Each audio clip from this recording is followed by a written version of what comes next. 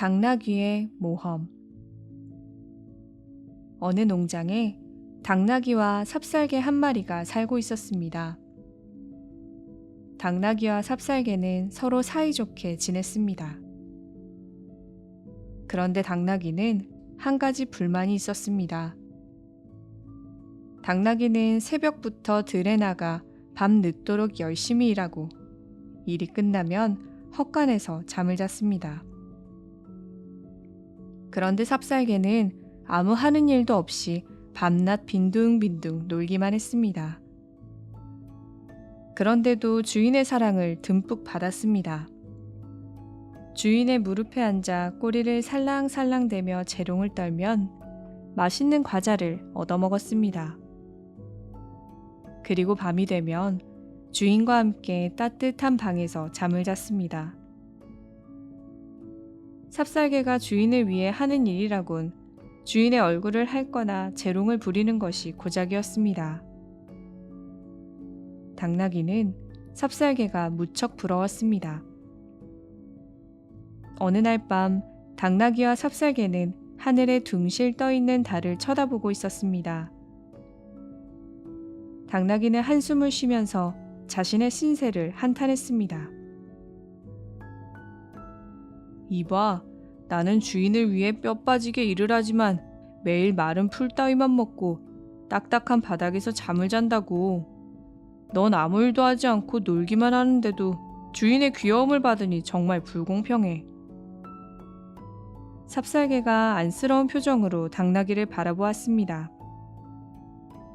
친구, 그렇게 한탄만 할 게 아니라 주인의 사랑을 받을 수 있도록 노력을 해봐. 주인은 집에서 껑충껑충 뛰어다니며 꼬리를 흔드는 것을 좋아해. 그리고 얼굴을 부드럽게 핥아주면 머리를 쓰다듬으면서 비스킷 하나를 던져준다고. 나처럼 재롱을 부려보란 말이야.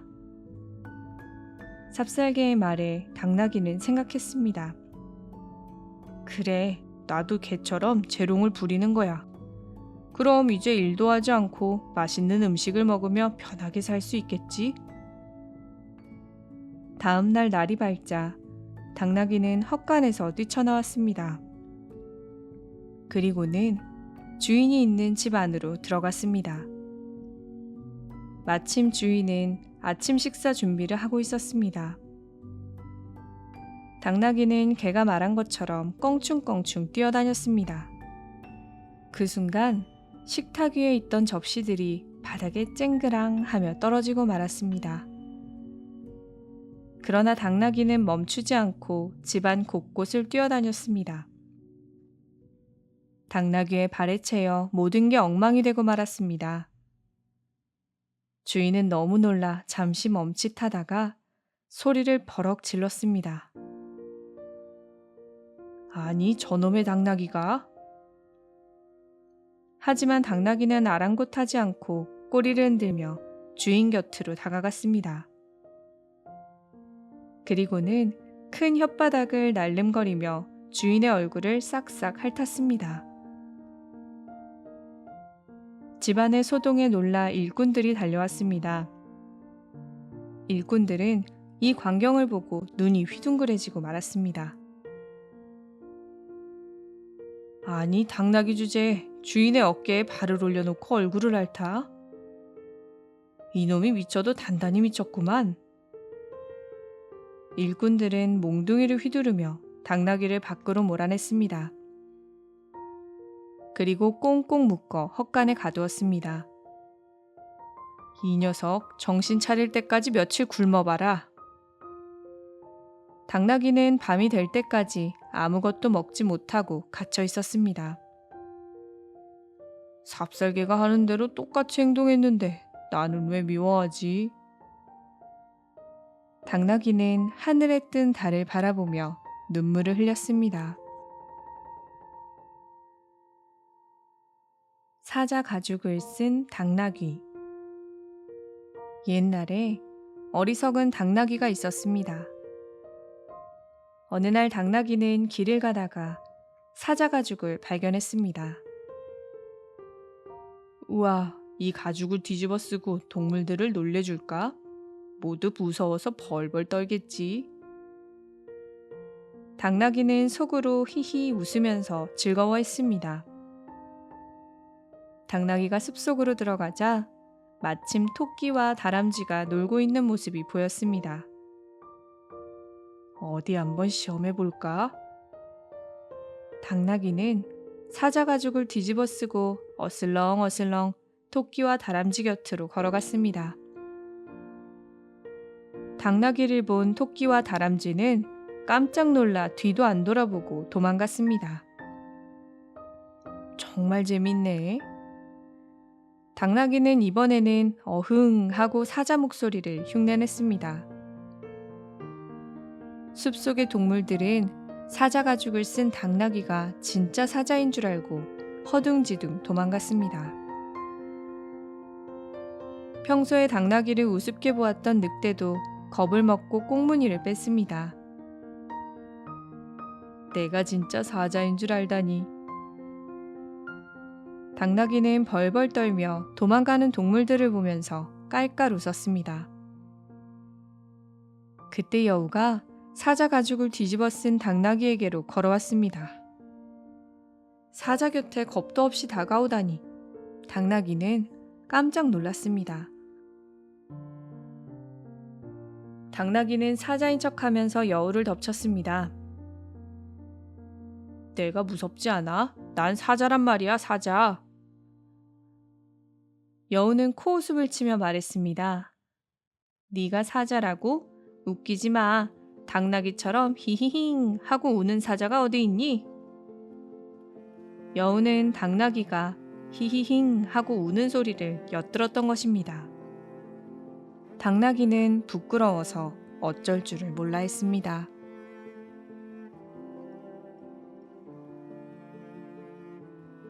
번데기와 개미. 어느 날 개미가 이곳저곳을 돌아다니면서 먹을 것을 찾고 있었습니다. 그러다가 개미는 딱 하고 뭔가와 부딪히고 말았습니다. 아니 뭐야? 개미는 머리를 어루만지며 화를 냈습니다.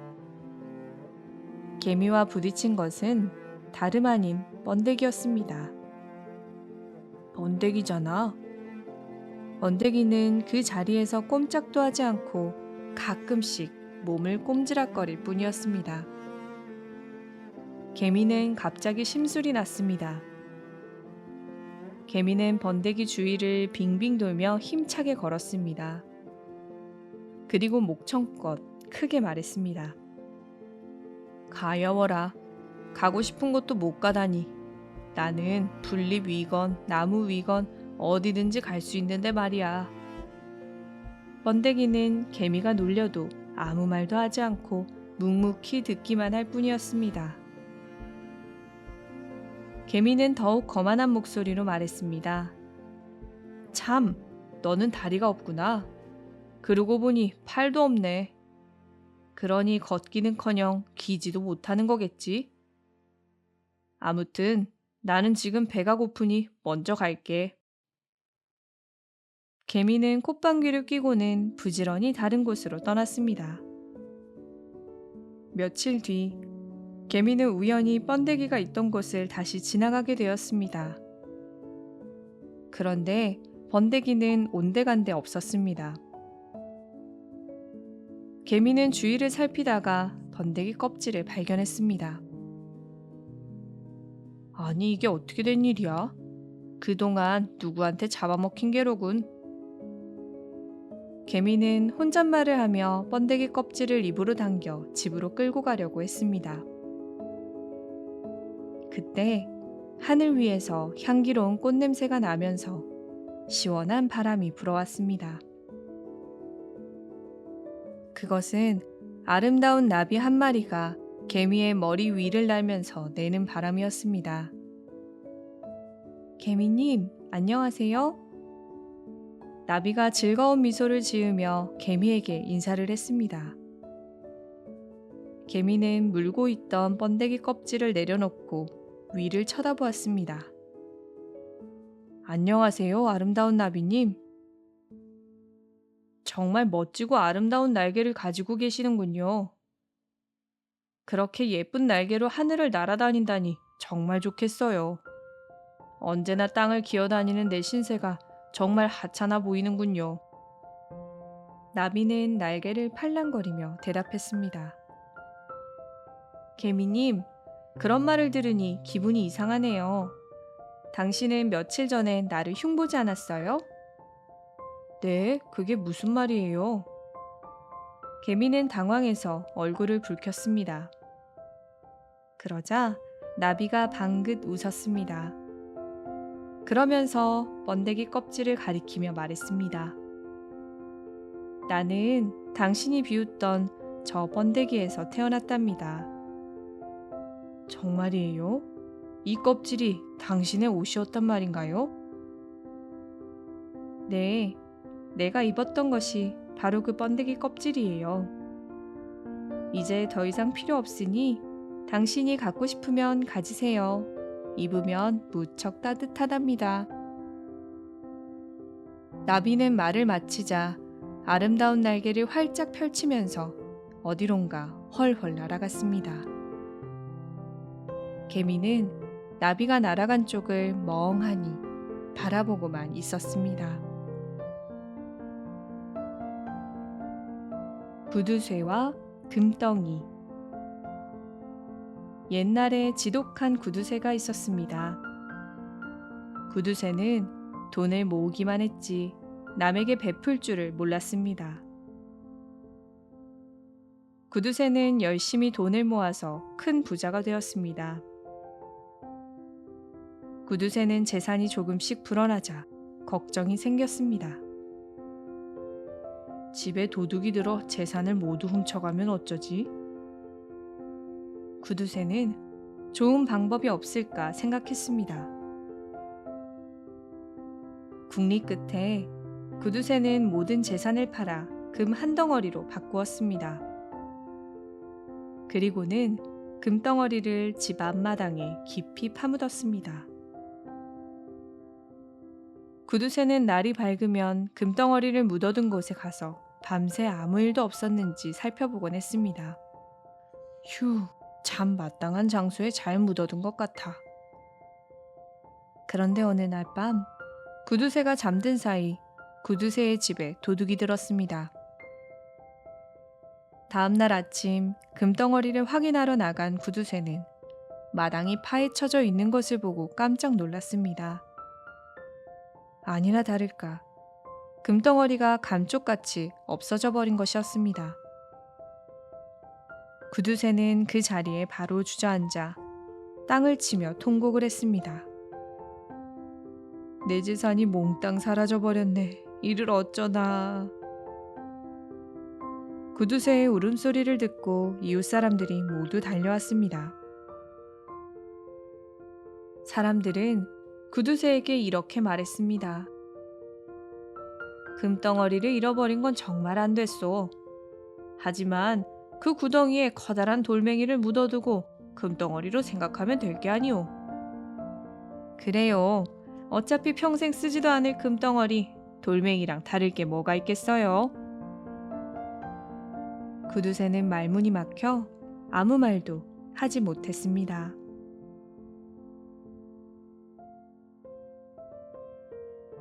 사자를 이긴 모기. 숲속의 왕 사자가 한가롭게 낮잠을 자고 있었습니다. 배부르게 먹이를 먹고 난 다음이라 사자는 달콤한 잠에 빠져들었습니다. 그런데 귓가에서 앵앵거리는 소리가 들려왔습니다. 어떤 녀석이 내 잠을 방해하는 거야? 사자는 눈을 번쩍 뜨고 큰 소리를 쳤습니다. 모기 한 마리가 사자의 머리 주위를 날아다니고 있었습니다. 이런 조그만 녀석이 감히 동물의 왕인 나의 낮잠을 방해하다니. 사자는 앞발을 들고 모기를 향해 휘저었습니다. 네가 동물의 왕이라고 해도 나를 이길 수는 없을걸. 모기는 사자의 귀에 대고 의기양양하게 말했습니다.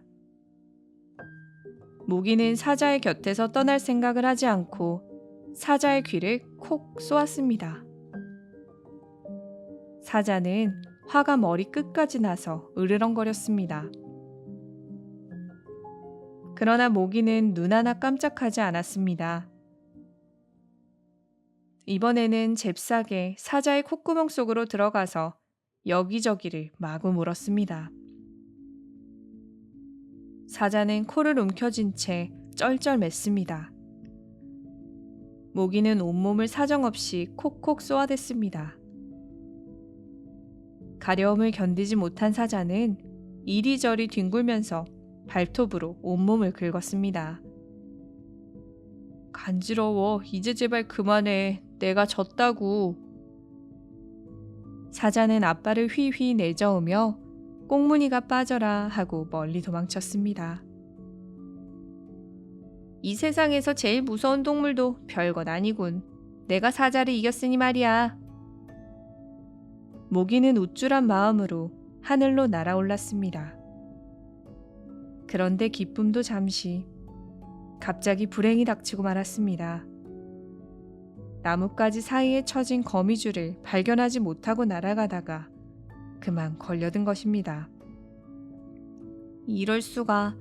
세상에서 가장 힘이 센 사자도 이겼는데 한낱 거미에게 잡아먹히는 신세가 되다니.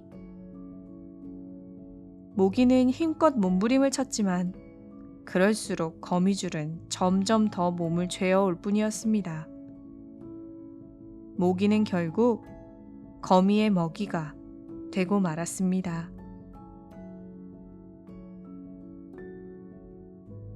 뻔뻔한 고슴도치. 우르릉 쾅쾅. 숲속의 하늘에 번쩍하고 번개가 치더니 갑자기 굵은 빗방울이 쏟아지기 시작했습니다. 비는 멈출 생각을 하지 않고 쉴 새 없이 내렸습니다. 골짜기에 사는 고슴도치는 흐린 하늘을 보며 걱정을 했습니다. 왜냐하면 고슴도치의 집이 골짜기에 있었기 때문입니다. 잘못하면 금방 물이 불어 집이 떠내려갈 것 같았습니다. 이거 큰일인데. 집이 떠내려가기 전에 어서 피해야겠다. 고슴도치는 재빨리 골짜기를 빠져나왔습니다. 하지만 비를 피할 마땅한 곳이 보이지 않았습니다. 그때 마침 튼튼해 보이는 동굴 하나를 발견했습니다. 동굴 안으로 들어가자 그곳에는 너구리가 살고 있었습니다. 고슴도치가 사정을 얘기하자 너구리는 따뜻하게 맞아주었습니다. 비가 멈출 때까지 여기서 머물도록 해. 따뜻한 쪽으로 와서 몸 좀 말리렴. 친절한 너구리 덕분에 고슴도치는 편하게 쉴 수 있었습니다. 고슴도치는 피곤에 지쳐 금세 잠이 들었습니다. 얼마 뒤 비가 그치고 햇볕이 쨍쨍 내리쬐기 시작했습니다. 그런데 고슴도치는 떠날 생각을 하지 않고 계속 잠만 잤습니다. 좁은 동굴 안에서 고슴도치와 같이 있으려니 너구리는 꼼짝도 할 수 없었습니다. 게다가 부슬부슬 난 고슴도치의 가시에 찔려서 온몸이 빨갛게 부어올랐습니다. 참다 못한 너구리가 고슴도치를 흔들어 깨웠습니다. 고슴도치야, 비가 다 그쳤어. 이제 그만 나가줘. 그러나 고슴도치는 오히려 화를 버럭 냈습니다. 그리고 가시를 잔뜩 세우고 너구리를 위협했습니다. 내가 왜 나가? 정 싫으면 네가 나가라. 너구리는 그만 고슴도치에게 굴집을 빼앗기고 말았습니다. 고슴도치가 너구리의 집을 빼앗았다는 소문은 온 숲속에 전해졌습니다. 동물들은 집을 빼앗긴 너구리를 위로해 주었습니다. 그리고 고슴도치가 지나갈 때마다 귓속말로 수군거렸습니다. 이제 아무도 고슴도치와 놀려고 하지 않았습니다.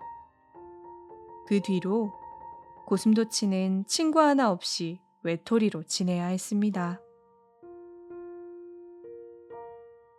사자와 생쥐. 숲속의 왕 사자가 달콤한 낮잠을 자고 있었습니다. 그때 작은 생쥐 한 마리가 이리저리 돌아다니다가 사자의 곁에까지 오게 되었습니다. 생쥐는 그만 사자의 콧수염을 밟고 말았습니다. 누가 잠자는 사자의 코털을 건드리는 거야? 단잠에서 깬 사자는 화를 버럭 냈습니다.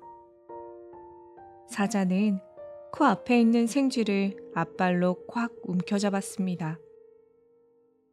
사자님, 용서해 주세요. 잘못했어요. 생쥐는 벌벌 떨면서 용서를 빌었습니다. 절대로 용서할 수 없다. 조그만 놈이 감히 내 콧수염을 건드려? 사자는 입을 크게 벌리고 생쥐를 한 입에 잡아먹으려고 했습니다. 절 놓아주시면 반드시 은혜를 갚겠어요. 한 번만 살려주세요. 생쥐가 두 발로 싹싹 빌며 애원했습니다. 쬐끄만 네가 은혜를 갚는다고? 사자는 코웃음을 쳤지만 생쥐가 가여워서 그냥 놓아주었습니다. 며칠 뒤 사자는 사냥꾼의 덫에 걸리고 말았습니다. 아이고, 이제 죽었구나. 꼼짝도 할 수 없어.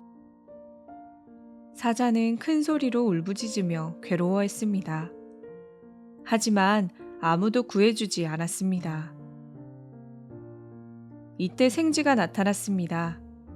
생쥐는 얼른 날카로운 앞니로 그물을 물어뜯어 사자를 구해주었습니다.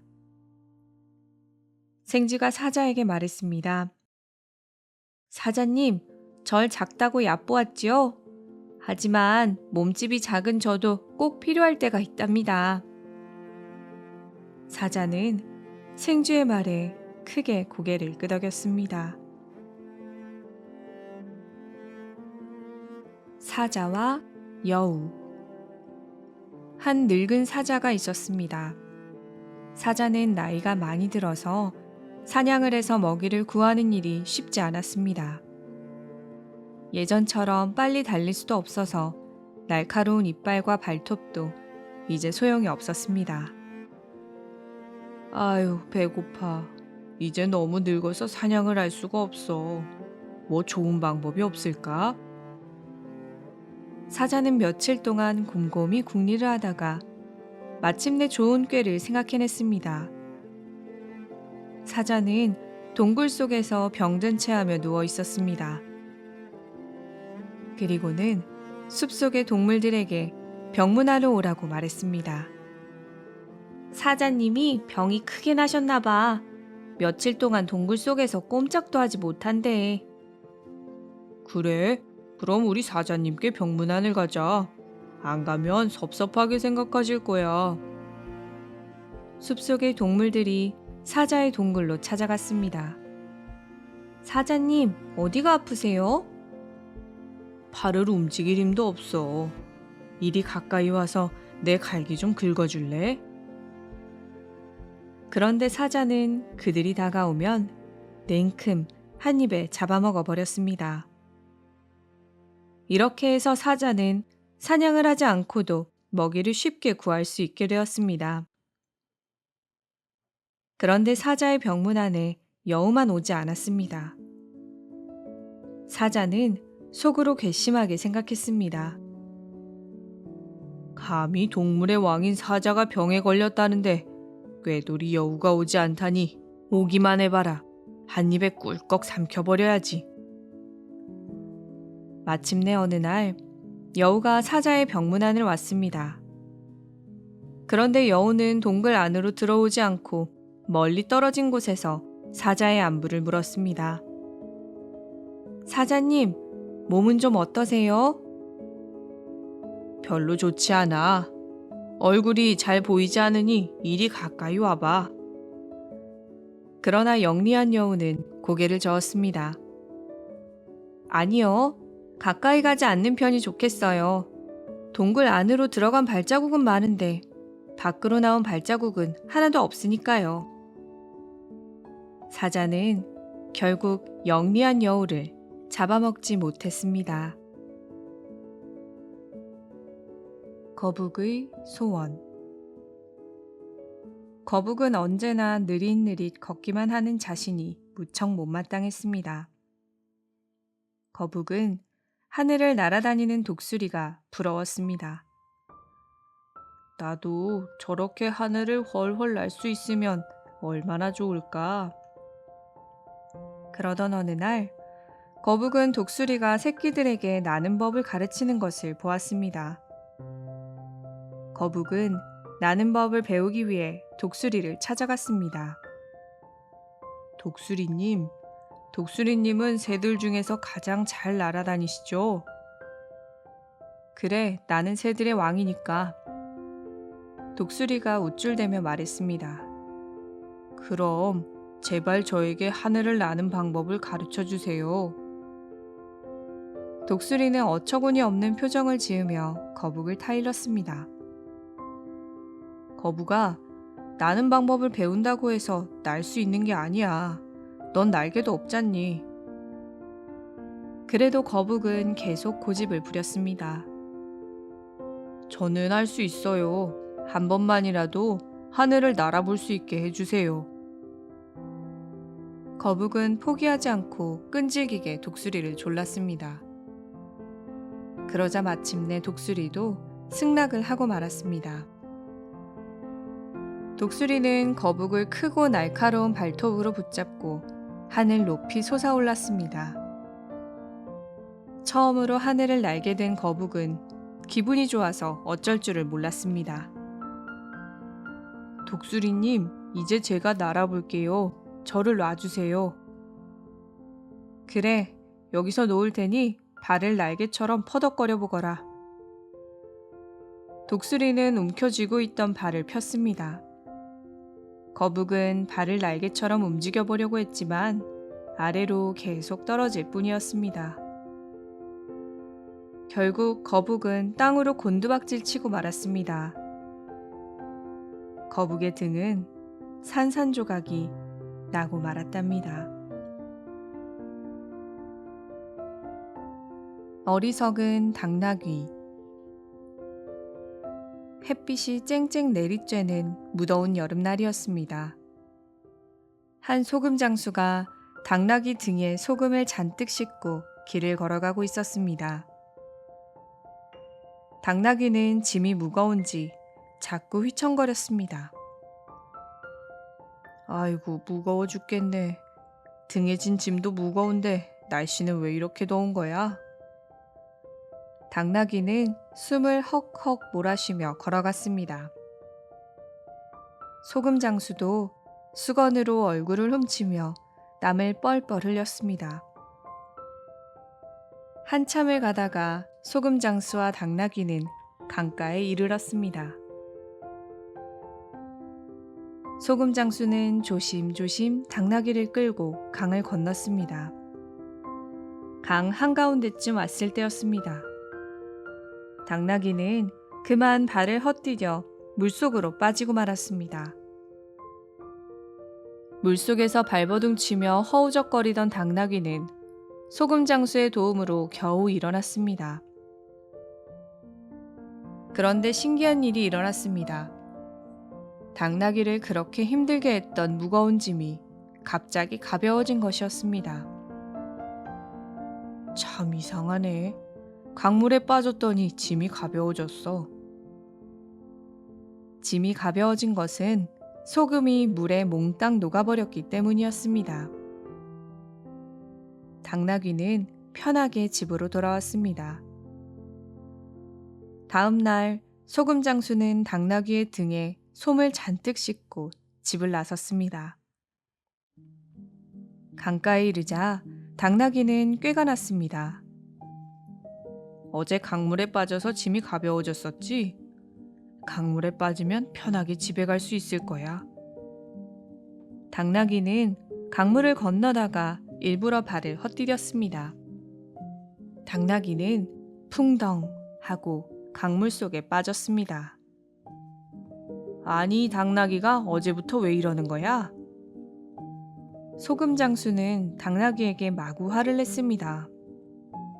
당나귀는 속으로 웃으며 좋아했습니다. 그런데 물속에서 일어난 당나귀는 휘청거리고 말았습니다. 몸이 가벼워지기는커녕 오히려 짐이 더 무거워졌기 때문입니다. 겨우겨우 물속에서 나온 당나귀는 고개를 갸우뚱거리며 생각했습니다. 오, 이상하네. 물속에 들어갔다 나왔는데 왜 짐이 더 무거울까? 당나귀는 솜이 물에 젖으면 더 무거워진다는 사실을 몰랐던 것입니다. 소금 장수는 못 쓰게 된 솜이 아까워 당나귀에게 신경질을 부렸습니다. 이 녀석아, 빨리 걷지 못해? 조심성 없는 녀석 같으니라고. 소금 장수는 휘청거리는 당나귀에게 사정없이 채찍을 내리쳤습니다. 결국 꾀만 부리던 당나귀는 매를 맞으며 끙끙 무거운 짐을 지고 가야 했습니다. 고양이 목에 방울 달기. 매일 고양이에게 시달리던 쥐들이 모두 모여서 회의를 열었습니다. 점점 동료들의 숫자가 줄어들고 있어서였습니다. 고양이 때문에 쥐들은 하루도 마음 편히 살 수가 없었습니다. 요즘 들어 고양이에게 물려 죽은 쥐들의 수가 늘어나고 있어요. 정말 큰일이군요. 어제는 옆집 아들이 찬장에서 치즈를 꺼내다가 그만 발을 헛디뎌 바닥으로 떨어졌다고 하지 뭐예요. 그런데 하필이면 그때 그놈의 고양이가 지나가다가 보고 그 아이를 한 발로 콱 움켜쥐고는 목을 물어뜯었대요 글쎄. 정말 끔찍하군요. 그 고양이는 잠도 없는지 낮과 밤을 가리지 않고 우리가 지나다니는 길목마다 지켜 서 있으니 먹을 것을 구하기도 힘들어졌어요.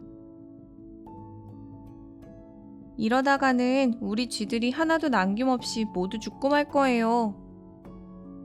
한 쥐가 눈물을 글썽이면서 말했습니다. 쥐들은 걱정스러운 듯이 큰 한숨을 내쉬었습니다. 자, 조용히 하세요. 우리가 이렇게 모인 것도 다 대책을 세우기 위해서지 않습니까? 한탄만 늘어놓지 말고 고양이에게 잡아먹히지 않을 방법을 생각해 봅시다. 대장쥐가 큰 소리로 말했습니다. 쥐들은 머리를 맞대고 좋은 방법을 궁리했습니다. 하지만 달리 뾰족한 수가 없었습니다. 쥐들은 한참 동안 긴 침묵에 빠졌습니다. 그때 구석에 웅크리고 있던 생쥐가 말했습니다. 고양이가 가까이 오는 걸 알아차리면 빨리 도망칠 수 있을 텐데. 그래, 맞아. 살금살금 기어와서는 갑자기 덮쳐버리니까 그 자리에서 꼼짝도 하지 못하잖아. 다른 쥐가 맞장구를 쳤습니다. 그럼 고양이 목에 방울을 달면 고양이가 가까이 오는 걸 알 수 있잖아. 누군가 큰 소리로 말했습니다. 이 말을 들은 쥐들은 박수를 치며 좋아했습니다. 맞아, 정말 좋은 생각이야. 이제 고양이가 오는 걸 미리 알고 피할 수 있을 거야. 이제 고양이 때문에 밤잠을 설치는 일도 없을 거야.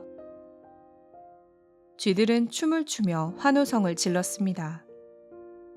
그런데 맨 뒷줄에 앉아있던 늙은 쥐가 조용히 일어나 말했습니다.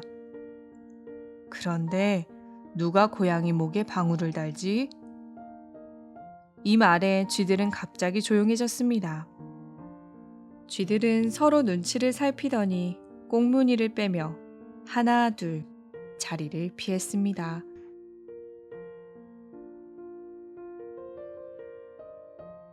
해와 바람.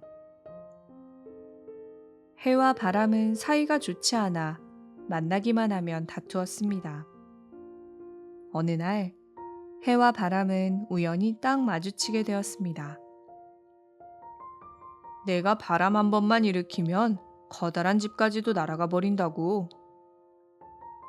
바람이 먼저 잘난 체를 했습니다. 너보다 내가 100배는 더 힘이 셀걸? 해도 지지 않고 톡 쏘아붙였습니다. 해와 바람은 서로 자기 힘이 더 세다고 뽐냈습니다. 그때 한 나그네가 지나가고 있었습니다. 나그네를 본 해가 바람에게 말했습니다. 우리 말로만 그럴 게 아니라 저 나그네의 외투를 누가 벗길 수 있는지 내기할까? 바람이 자신만만하게 말했습니다. 외투를 벗기는 일쯤이야 식은 죽 먹기지. 내가 한 번에 저 외투를 벗길 테니까 두고 보라고. 바람은 숨을 크게 몰아쉬었다가 한꺼번에 내뱉었습니다. 엄청난 바람이 일어났습니다. 바람이 세차게 몰아오자 나그네는 몸을 웅크리고 외투를 꼭 감싸쥐었습니다. 갑자기 웬 바람이 이렇게 불지? 나그네는 바람을 맞으며 힘겹게 걸어갔습니다.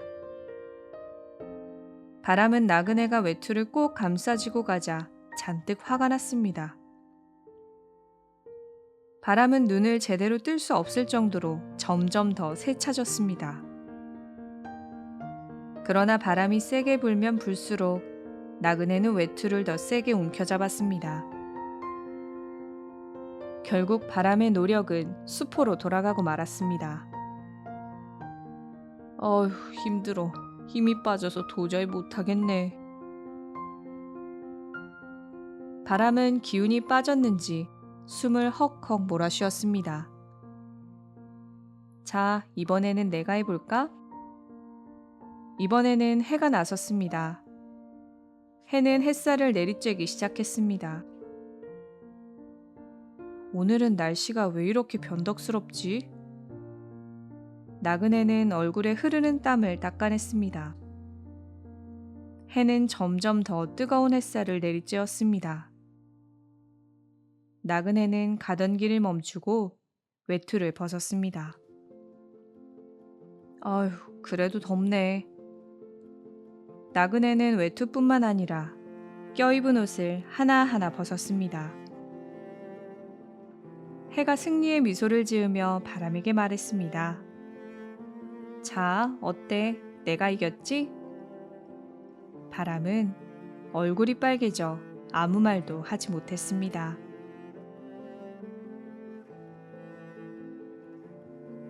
황금알을 낳는 거위. 어느 마을에 부지런한 농부 부부가 살았습니다. 어느 날 농부는 시장에서 새끼 거위를 한 마리 사왔습니다. 두 사람은 거위를 애지중지하며 정성껏 키웠습니다. 거위는 피둥피둥 살이 찌고 털에 윤기가 자르르 흘렀습니다. 거위는 무럭무럭 자라 알을 낳을 때가 되었습니다. 어느 날 밤, 거위는 알을 낳았습니다. 다음 날 아침 알을 가지러 간 농부의 아내는 그만 깜짝 놀라고 말았습니다. 신기하게도 번쩍번쩍 빛나는 황금 알이었던 것입니다. 거위는 그 다음 날도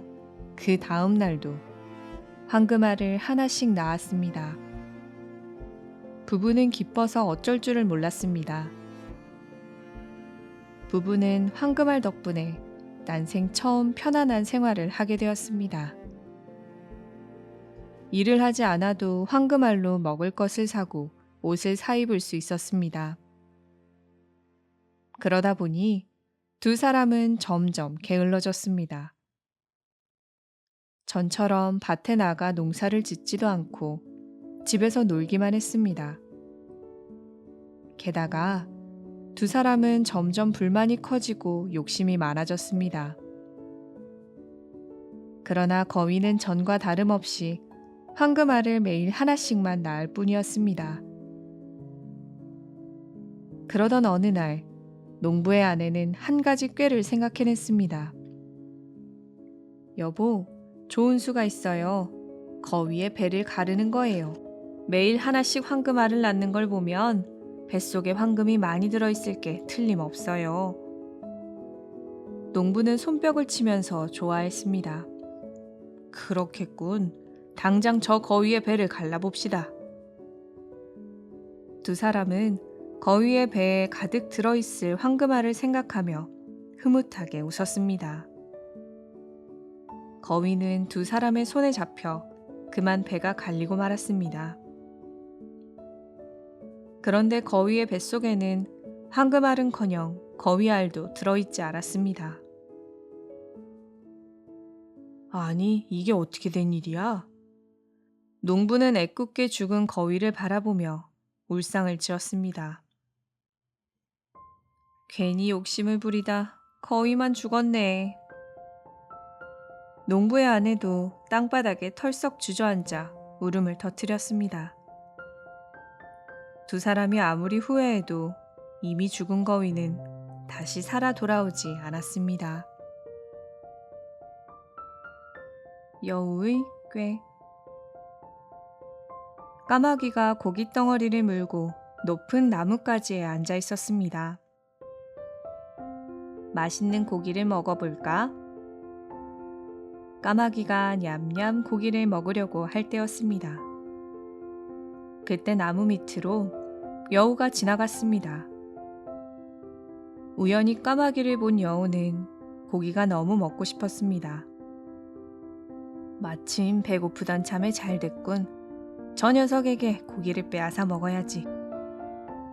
꽤 많은 여우는 까마귀를 속여 고기를 빼앗기로 마음먹었습니다. 여우는 까마귀를 향해 큰 소리로 말했습니다. 까마귀야, 정말 아름답고 멋진 깃털을 가졌구나. 내가 새라면 너를 새들의 왕으로 뽑을 거야. 여우의 사탕 발린 말에 까마귀는 기분이 매우 좋아졌습니다. 여우는 더 다정한 목소리로 이야기를 계속했습니다. 새들의 왕이 될 까마귀라면 목소리도 아주 곱겠구나. 그 고운 목소리로 노래 한번 불러줄래? 까마귀는 여우의 말에 넘어가 커다란 목소리로 노래를 부르기 시작했습니다. 그러자 입에 물고 있던 고기 덩어리가 땅으로 툭 떨어지고 말았습니다. 여우는 기다렸다는 듯이 냉큼 고기를 주었습니다. 그리고 맛있게 고기를 뜯어 먹으면서 말했습니다. 까마귀야, 네 목소리는 별로 좋지 않구나. 게다가 그렇게 머리가 나쁘니 어떻게 새들의 왕이 될 수 있겠니? 네 고기는 내가 맛있게 먹을게. 까마귀는 화를 내며 마구 소리쳤습니다. 하지만 이미 빼앗긴 고기는 여우의 뱃속으로 다 들어가 버리고 말았습니다. 욕심을 부린 개. 어느 날 개 한 마리가 길을 가다가 고기 덩어리를 발견했습니다. 아니, 이게 웬 떡이야? 누가 보기 전에 얼른 집에 가져가서 먹어야지. 개는 고기 덩어리를 꽉 물고 걸어가다가 냇가의 다리를 건너게 되었습니다. 개는 무심코 냇물을 내려다보았습니다. 그런데 이게 웬일일까요? 고기 덩어리를 문 개 한 마리가 험상궂은 눈초리로 자기를 쳐다보고 있는 게 아니겠어요? 게다가 자기보다 훨씬 더 큰 고기 덩어리를 물고 있는 것이었습니다. 개는 욕심이 생겼습니다. 저 큰 고기 덩어리를 먹으면 얼마나 배가 부를까? 내가 물고 있는 것보다 훨씬 큰데 저 고기 덩어리를 빼앗을 방법이 없을까? 한번 크게 짖어볼까? 마침내 개는 위협을 해서 고기 덩어리를 빼앗기로 결정했습니다. 니까짓게 그런 큰 고기 덩어리를 먹게 놔둘 수는 없지. 그래서 다리 아래에 보이는 개를 향해 이를 드러내고 큰 소리로 짖었습니다. 그 고기를 내놔. 그렇지 않으면 혼날 줄 알아. 그때였습니다. 개가 물고 있던 고깃덩어리가 냇물 속에 풍덩 하고 빠지고 말았습니다. 다리 아래를 내려다보니 그 개가 물고 있던 고깃덩어리도 어디론가 사라져버리고 없었습니다. 너무 욕심을 부린 개는 운 좋게 얻은 고기를 그만 잃고 말았습니다.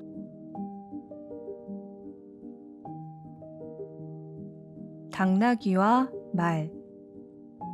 말과 당나귀가 주인과 함께 여행을 떠났습니다. 당나귀의 등에는 짐이 가득 실려 있었습니다. 아주 먼 길을 걸어서 당나귀는 무척 피곤했습니다. 게다가 이제 늙고 병까지 들어 있었습니다. 당나귀가 말에게 말했습니다. 내 짐이 너무 무거워서 쓰러질 것 같아. 내 짐을 조금 나눠줘 줄래? 말은 당나귀의 말을 모른 채 하며 고개를 돌려버렸습니다. 그런데 그 다음 날 당나귀는 지쳐서 그만 쓰러져 죽고 말았습니다. 아니, 이런 낭패가 다 있나. 갈 길이 아직 먼데 당나귀가 죽어버리다니. 주인은 하는 수 없이 당나귀가 졌던 짐을 모두 말에게 지웠습니다. 당나귀의 가죽을 그냥 버리기엔 아깝지. 가죽도 가져가야겠어. 주인은 당나귀의 가죽까지 말의 등에 얹었습니다. 말은 짐이 너무 무거워서 죽을 지경이었습니다. 이럴 줄 알았으면 어제 당나귀가 부탁할 때 짐을 좀 나누어 줘 줄 걸 그랬어. 이렇게 무거운 짐을 지고 먼 길을 가야 하다니. 말은 후회했지만 이미 늦은 일이었습니다. 농부의 회초리. 어느 마을에 부지런한 농부가 살고 있었습니다. 농부에게는 3명의 아들이 있었습니다. 그런데 이 아들들은 사이가 무척 좋지 않았습니다. 아무리 사소한 일이라도 트집을 잡고 서로 투닥거렸습니다. 농부는 세 아들 때문에 늘 걱정이었습니다. 이 녀석들을 어떻게 하면 좋을까? 이렇게 사이가 나쁘니 앞으로 집안일도 제대로 할 수 없을 거야. 농부는 세 아들을 꾸짖어 보기도 하고 달래기도 해보았습니다. 그러나 삼형제는 돌아서면 그때부터 또 으르렁대는 것이었습니다. 어느 날 농부는 곰곰이 생각하다가 무릎을 탁 쳤습니다. 그래, 아이들에게 형제가 얼마나 중요한 존재인지 일깨워주자. 여느 때와 마찬가지로 세 아들이 싸우고 있자 농부는 아들들을 불러 말했습니다. 너희들 나가서 회초리를 10개씩 꺾어 오너라. 농부의 말에 삼형제는 아버지가 종아리를 때릴까봐 가슴이 철렁 내려앉았습니다. 삼형제는 회초리를 꺾어가지고 들어왔습니다. 모두 겁먹은 얼굴로 조용히 농부의 앞에 무릎을 꿇고 앉았습니다. 농부는 회초리를 하나씩 아이들에게 주며 말했습니다. 자, 이 회초리 하나를 꺾어보아라. 세 아들은 쉽게 회초리를 부러뜨렸습니다. 그러자 농부는 회초리를 모두 모아 다발을 만들었습니다. 삼형제는 아버지가 하는 행동을 어리둥절한 표정으로 바라보았습니다. 농부는 회초리 다발을 아이들에게 내밀며 말했습니다. 이번에는 이 회초리 다발을 부러뜨려 보아라. 제일 먼저 첫째가 받아들었습니다. 그리고 손에 힘껏 힘을 주었습니다. 하지만 회초리 다발은 끄떡도 하지 않았습니다. 다음은 둘째였습니다. 둘째도 얼굴이 시뻘개지도록 힘을 주어 회초리 다발을 부러뜨려 보려고 했습니다. 그러나 역시 소용이 없었습니다. 막내 아들도 마찬가지였습니다. 이 모습을 지켜보던 농부가 조용히 입을 열었습니다. 어떠냐? 회초리 한 개는 모두들 쉽게 부러뜨렸다. 하지만 회초리를 다발로 묶어놓은 것은 쉽게 부러뜨릴 수 없었지 않느냐? 세 아들은 모두 고개를 끄덕였습니다. 그리고 아버지가 무슨 말을 하려나 하고 귀를 기울여 들었습니다. 얘들아, 형제란 이 회초리와 같다.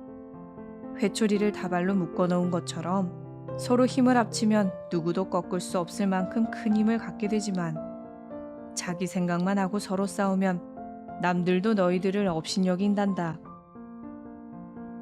농부의 말을 들은 세 아들은 그동안 매일같이 싸웠던 것을 깊이 후회했습니다.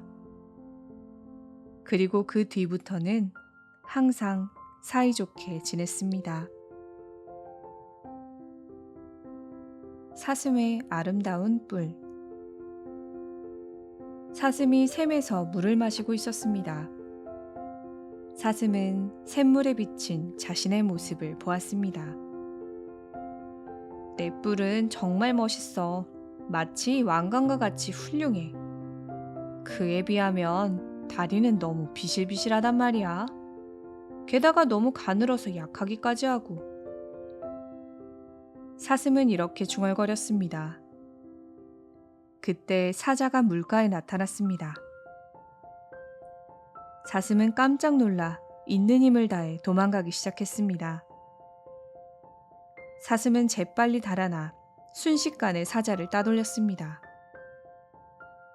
사슴은 헉헉 숨을 몰아쉬며 뒤돌아보았습니다. 저 멀리서 사자가 쫓아오고 있었습니다. 잠시 쉬었다 가야겠다. 힘들어. 사슴은 숲속으로 들어갔습니다. 그런데 그만 뿔이 나뭇가지에 걸리고 말았습니다. 아무리 앞으로 나아가려고 해도 뿔 때문에 꼼짝할 수가 없었습니다. 그러는 사이에 멀리 있던 사자가 점점 더 가까이 다가왔습니다. 이럴 수가. 부끄럽게 여겼던 다리는 날 살려주었는데 자랑스럽게 여겼던 뿔이 내 목숨을 빼앗아 가다니. 사슴은 자랑하던 뿔 때문에 사자에게 잡아먹히고 말았습니다.